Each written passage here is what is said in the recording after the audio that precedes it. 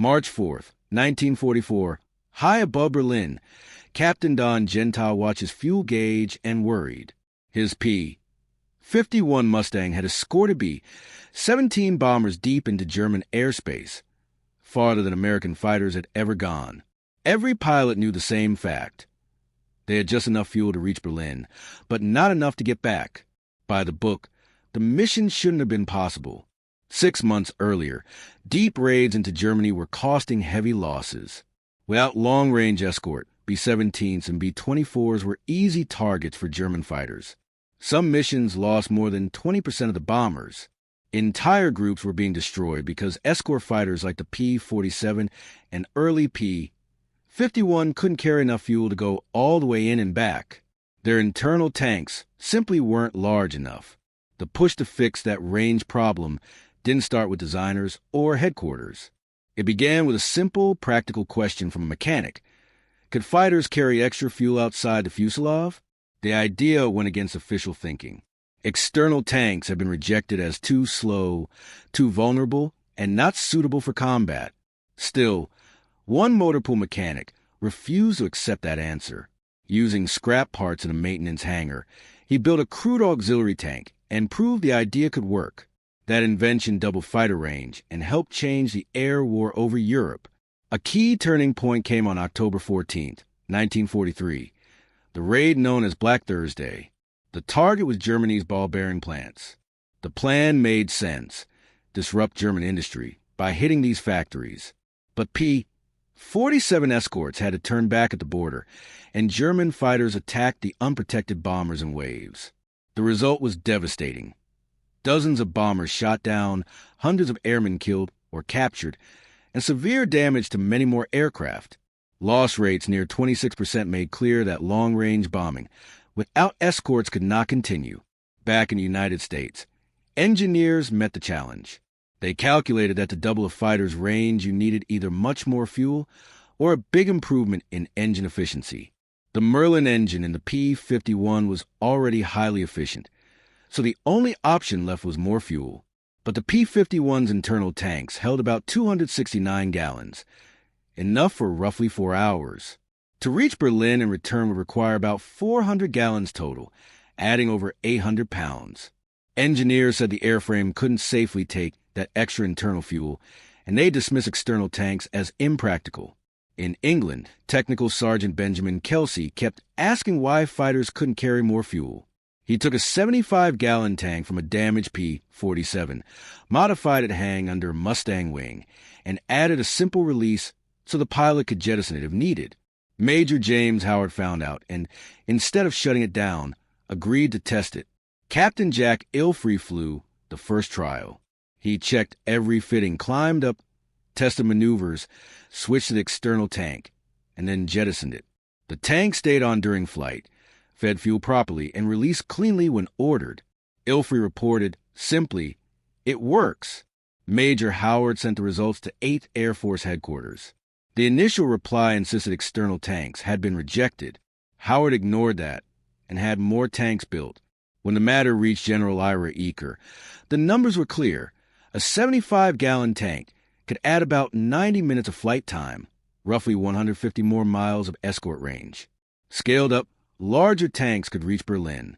Eaker overruled the earlier objections and ordered immediate production and deployment.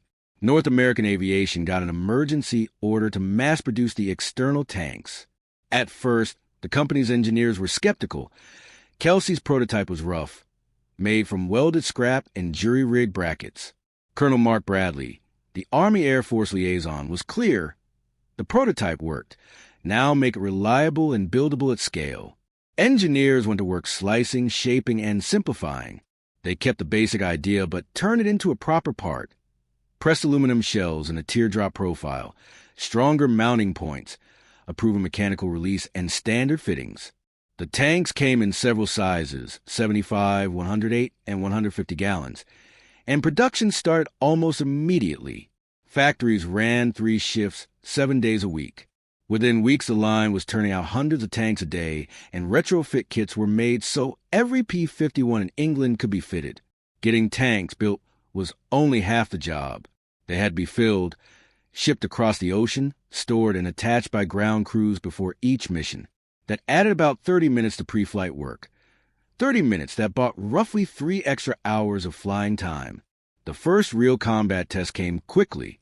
The 354th Fighter Group flew the first operational sortie, using 108-gallon external tanks to reach Frankfurt, a target beyond previous escort range. Pilots were nervous. Some called the tanks giant bombs on the wings, worried a hit could be dangerous. The briefing reassured them. The tanks were self-sealing like internal tanks and could be jettisoned at any time. On mission day, 48 Mustangs, each carrying extra tanks, took off and linked up with the bomber stream. The added weight and drag changed handling a bit, slightly slower, a bit less nimble, but it remained controllable. For the first time, American fighters stayed with the bombers past the German border and into enemy airspace. German defenses, set up assuming escorts would turn back, were caught off guard. The 354th claimed several enemy aircraft with no losses.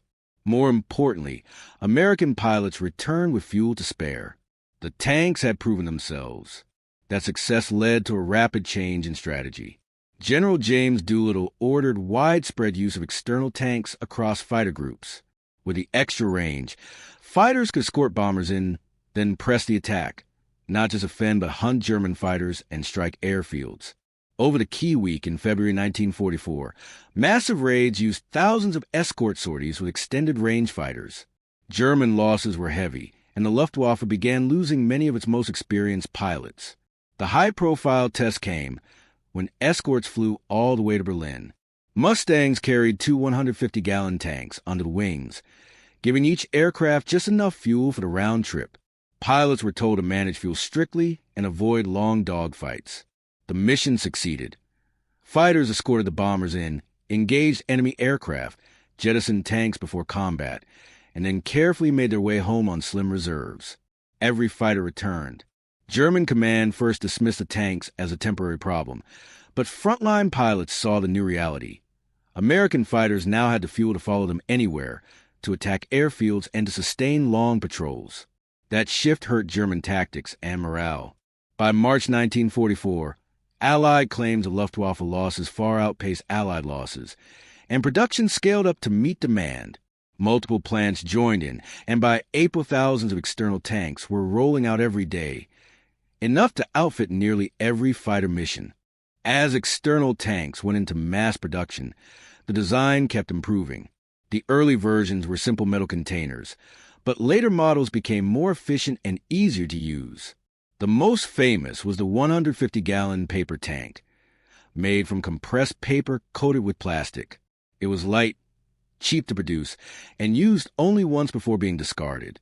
Each cost just $18, almost nothing compared to a $50,000 fighter plane. Technical Sergeant Benjamin Kelsey, whose homemade prototype started it all, was promoted and formally recognized for his contribution. His commendation praised his innovative thinking and technical excellence, which had helped secure Allied air superiority. When a reporter later asked about his invention, Kelsey downplayed it. "I just wanted our guys to have enough fuel to do their job," he said. But that simple goal had transformed the air war. Between May 1944 and May 1945, American fighters flew over 137,000 long-range escort missions, nearly all using external tanks. With full protection from start to finish, bombers devastated German industry, fuel production, and transport networks. The Luftwaffe suffered massive losses, more than 18,000 aircraft in the war's final year, while American fighters enjoyed a 6-to-1 kill ratio. Experienced German pilots were lost faster than they could be replaced, and by late 1944, new pilots had only a fraction of the training hours once standard. For U.S. pilots, the extended range meant confidence and consistency. Aces like Francis Gabreski, Robert Johnson, and George Freddy achieved record victories thanks to longer missions. Bomber losses dropped sharply, down from 8 to 10% per mission to just 2 to 3%. That difference meant tens of thousands of airmen survived missions that once would have been fatal. For the Germans, the change was devastating. Veteran aces like Egon Meyer and Hans Philipp, once dominant in the skies, were shot down by American fighters now capable of reaching them anywhere. The Luftwaffe's structure collapsed under relentless pressure. Both sides later agreed that the external fuel tank was one of the war's most decisive innovations. U.S. General Carl Spaatz called it as important a victory as any weapon system. Albert Speer, Germany's armaments minister, wrote that once American fighters could escort bombers everywhere, our defense strategy collapsed. Even Hermann Göring admitted after the war, "I knew we had lost when I saw American fighters over Berlin." The impact of Kelsey's idea continued far beyond World War II. Modern aerial refueling, tanking in midair, directly evolved from the same principle, extending range through additional fuel. What began as a handmade tank in a maintenance hangar became a foundation of global air power. Kelsey stayed in the service after the war, receiving several honors but never seeking fame. When asked years later how he had managed what engineers said couldn't be done, he replied simply, "I didn't know it was impossible, so I tried." He died in 1987, largely unknown outside aviation circles, though every modern jet carrying external tanks still echoes his idea. On May 7, 1945, one day before Germany's surrender, Captain Don Gentile flew his last mission, a routine escort to Prague. External tanks were now standard equipment. No one thought twice about them. But Gentile remembered the early days, the anxiety of watching his fuel gauges over Berlin, and understood how much those tanks had changed everything. Thanks to them, American fighters could fly farther, fight longer, and come home safely. The story of the external fuel tank is more than a wartime innovation. It's a reminder that great breakthroughs often come from ordinary people willing to try something different. Kelsey's rough, improvised idea, rejected by experts, helped in the air war in Europe. It stands as proof that sometimes the simplest ideas and the boldest people make the biggest difference.